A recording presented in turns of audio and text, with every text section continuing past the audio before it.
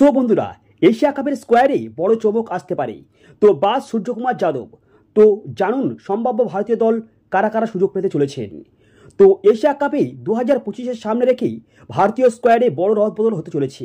তো চোট ও বিশ্রামের কারণে অধিনায়ক সহ বেশ কয়েকজন তারকা বাদ পড়ার সম্ভাবনা রয়েছে। তো আসন্ন এশিয়া কাপ 2025 ঘিরে জোর প্রস্তুতি শুরু করে দিয়েছে ভারতীয় শিবিরে। তো গতবারের চ্যাম্পিয়নদের এবার লক্ষ্য শিরোপা ধরে রাখার, তবেই তার মধ্যে স্কোয়াড গঠনে একাধিক চমক আসতে চলেছে এই ইঙ্গিত মেলে বোর্ডের সূত্রে। তো এবারের এশিয়া কাপে অনুষ্ঠিত হতে চলেছে সংযুক্ত আরব আমিরশাহিতে, তো 9 থেকে 28 সেপ্টেম্বর। তো গ্রুপ এ তো রয়েছে ভারত, পাকিস্তান, ওমান ও স্বাগতিক ইউএই।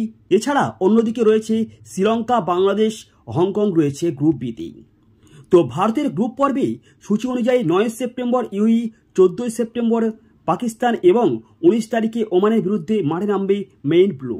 তো প্রতিটি গ্রুপ থেকেই 2টি করে দল উঠবে সুপার 4-এ। তো রাউন্ড রবিন পদ্ধতিতে খেলার পর শীর্ষ 2 দল খেলবে ফাইনাল।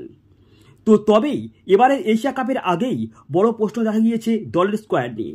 তো চোটের কারণে অধিনায়ক সূর্যকুমার যাদবের খেলা অনিশ্চিত রয়েছে। তো স্পোর্টস হার্নিয়ার অস্ত্রোপচারের পর তিনি পুনরায় ট্রেনিং শুরু করলেও সম্পূর্ণ ফিট না হয় তাকে নিয়ে ঝুঁকি নিতে নারাজ বিসিসিআই। তো একইভাবেই জসপ্রীত বুমরাকেও বিশ্রাম দেওয়ার সম্ভাবনা রয়েছে প্রবল। তো বিশ্বকাপের কথা মাথায় রেখেই বোর্ড চাইছে এই 2 মূল অস্ত্রকেই আপাতত রক্ষা করতে। ফলেই এশিয়া কাপে তাদের না থাকা নিশ্চিত বলেই মনে করছেন ক্রিকেট মহল। তো এই পরিস্থিতিতে নতুনদের নিয়ে স্কোয়াড গঠনের পরিকল্পনা করছে নিয়োগরা। তো বিশেষ করেই ওপেনিংয়ে বড় ভূমিকা নিতে পারেন শুভমান গিল, যশস্বী জয়সওয়াল ও সাই সুদর্শন। যদিও গিল ও যশস্বী ইংল্যান্ড সিরিজ খেলে ফিরেছেন সবেই, তবেই তাদের এখন বিশ্রাম দরকার। তবুও এশিয়া কাপে তাদের খেলার সম্ভাবনা উড়িয়ে দেওয়া যাচ্ছে না। তো বোর্ডের এক আধিকারিক জানিয়েছেন এশিয়া কাপে ফাইনাল পর্যন্ত খেললেই সর্বোচ্চ 6টি ম্যাচ হবে, তাই খেলোয়াড়দের উপরে চাপ তেমনই বেশি হবে না। তো সেই দিক থেকে দেখলে গিল, জয়সওয়াল ও সুদর্শনের মতো ওপেনারদের মাঠে দেখা যেতে পারে। তো বিশ্লেষণ বলছে গত আইপিএলে এই 3 তারকার ফর্ম ছিল নজর কাড়া। জয়সওয়াল করেছিলেন 559 রান, স্ট্রাইক রেট 160।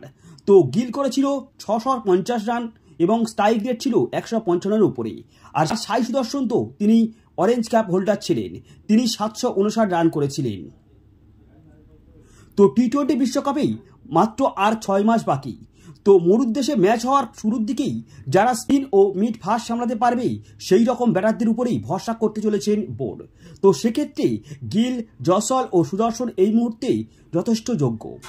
তো এদিকে মিডল অর্ডারে দেখা যেতে পারে শ্রেয়াস আয়ার, সঞ্জু স্যামসং, তিলক ভার্মা, রিঙ্কু সিং ও ধ্রুব জুরেলকে। তো অলরাউন্ডার বিভাগে হার্দিক পান্ডিয়া, অক্ষর প্যাটেল ও ওয়াসিম সুন্দর থাকবেন বলেই মনে করা হচ্ছে। তো বোলিং ইউনিটে থাকছে চমক, প্রসিদ্ধ কৃষ্ণা, অর্শদীপ সিং, কুলদীপ যাদব, বরুণ চক্রবর্তী ও মোহাম্মদ সিরাজ দিকে নজর থাকবে নির্বাচকদের। তো ফিটনেসের উপরে ভিত্তি করেই তাদের স্কোয়াডে নেওয়া হবে। তো নির্বাচকদের এই দফায় জোর দিচ্ছে ভারসাম্যপূর্ণ স্কোয়াড তৈরির উপরেই।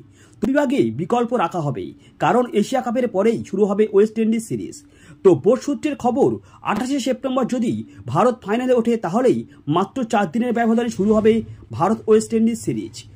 তো ঠিক সেই কারণেই এশিয়া কাপে কিছু ক্রিকেটারকেই বিশ্রাম দিয়ে রাখাও হতে পারে বোর্ডের পরিকল্পনার অংশ।